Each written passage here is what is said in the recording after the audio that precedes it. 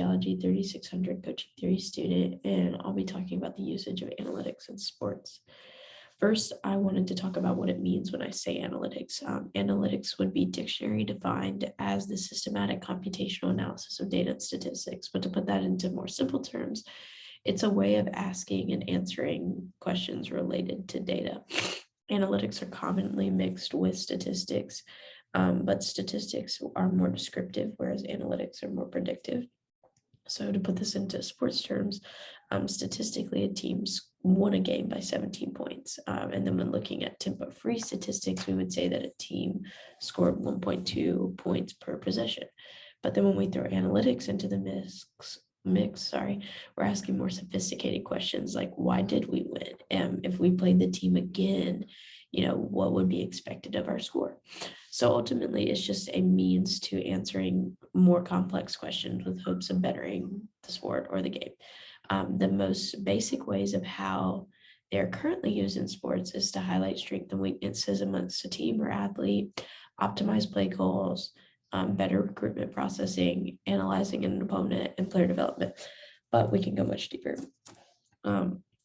So the question ultimately being asked here is, should coaches use analytics? And to approach this question originally, I looked at the argument against the usage of analytics.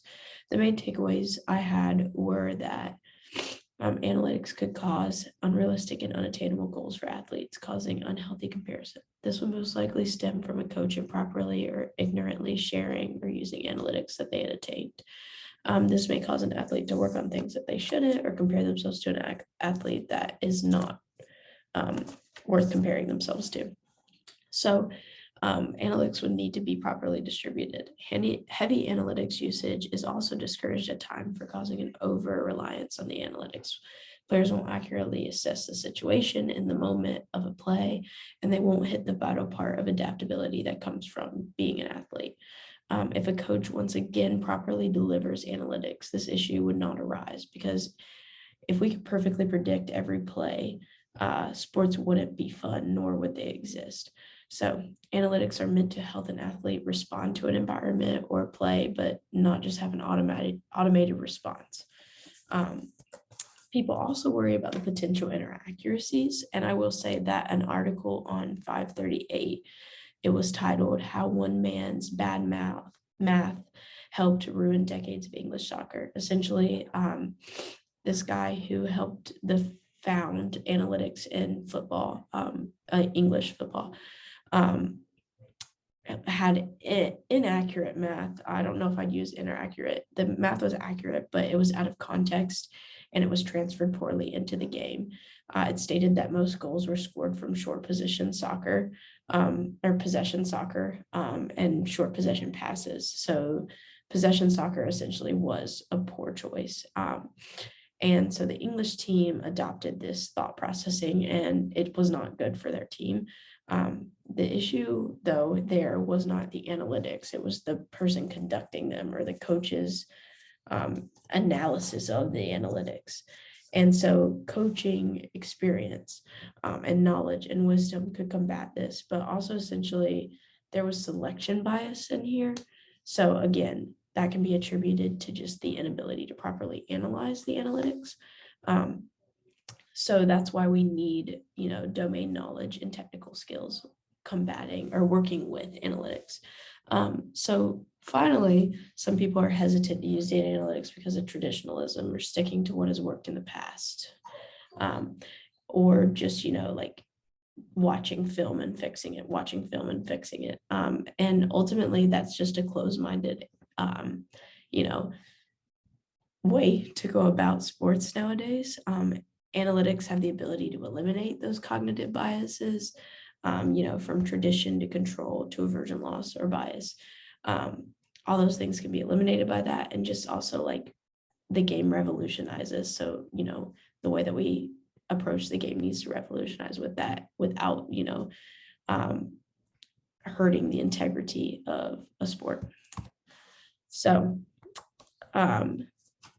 if it isn't clear at this point, I'm clearly pro the usage of analytics as a coach, or a team or an organization, for a variety of reasons. Analytics in my eyes truly have revolutionized sport. First, I wanted to look at the National Basketball Association.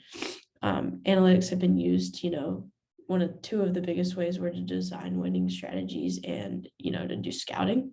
The NBA installed cameras to collect granular data on player movements. This could tell, player specific movements, how often, for example, how often a player would go on their right foot or go forward on their left foot, really specific things. And this would aid in both defensive and offensive strategies as to how a player should be positioned or how they should be set up for a 3-point shot, as well as, who should be matched with who. And the image on this slide is actually right here, is a hex shooting chart for Steph Curry, one of the most, popular basketball players right now, plays for the Warriors. And it just kind of shows how he compares to the rest of the NBA as far as taking certain shots in certain locations on the court. It reveals that he prefers to take his shots from the 3-point line and from the paint. So a coach could use this data to better set up his defense or place more emphasis on defensive strategies where his team may have not needed in the past because most other NBA teams didn't have a shooter like Steph Curry coming to play. So also, the NBA has used this for predictive analysis, or have used analytics for predictive analysis for making draft selections. This just minimizes the risk through analyzing track data and data that predicts the type of player somebody might be. So they've really effectively used that because you don't want to spend a ton of money on an athlete that you could have seen ahead of time probably was not going to be in general beneficial to your team. So some other reasons to use analytics is that it can improve training programs. And this not only helps the team prepare for upcoming opponents, but also shows gaps in current practice to game transfer. Building frameworks like these optimizes practices, limits wasted time, and better equips the team to be focused on improvements for upcoming games. Analytics can also aid in injury prevention.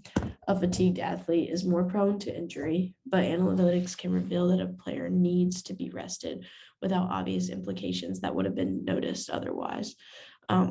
This is more on the high-tech side of analytics, but organizations like the NBA will use wearables or sleep monitors to assess the fatigue level and predict an athlete's performance.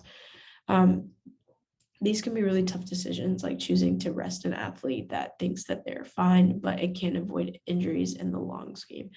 The Steelers and National Football League team have invested in their injury prevention as well through the usage of sports analytics. And it was used as a method for achieving and monitoring performance, as well as prescribing and tracking rehabilitation processes for athletes. And this was just meant to keep them on the field, essentially. Their programs were said to be able to save 18% of all injuries given to an NFL team. In theory, if a team is healthier, then every aspect of the organization benefits down to ticket sales. So this just allows a coach to be more successful and to be more in tune to assessing an athlete's personal needs because the analysis is doing elsewhere.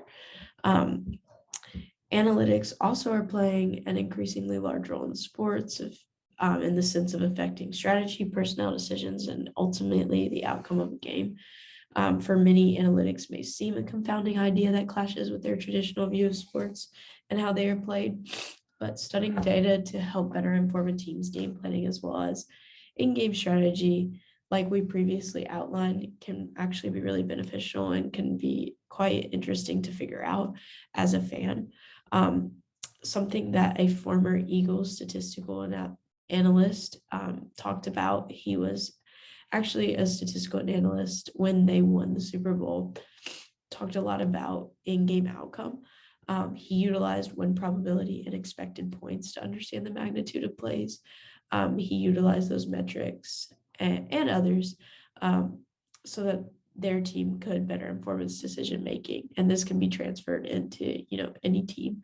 Analytics make game planning more efficient because the data can quickly show coaches how often an opposing offense or defense may utilize different plays or formations when they do it, and then how successful various plays were against those formations. So how can they defend against it, or how can they, be on the offensive against it?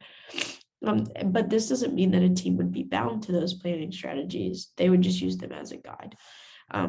So those are just some of the reasons that I feel like coaches should use analytics. I could go on and on for hours about, many other things, many other reasons that it could just be beneficial to a program in general. So then I just wanted to talk a little bit about, how coaches should use analytics. So coaches need to understand and study the world of analytics before just ignorantly implementing them, at an extreme level into their team strategy or their program. There should not be an over reliance on the statistics that are found or on the data that's found. Coaches should plan out in a very organized fashion how they're collecting the data, what type of data they're collecting, which athletes is going on, and then how those numbers that they find will then be transferred into bettering their program. So it shouldn't just be like blindly collecting data and then like being like, oh, well, we don't know what we're going to do with these.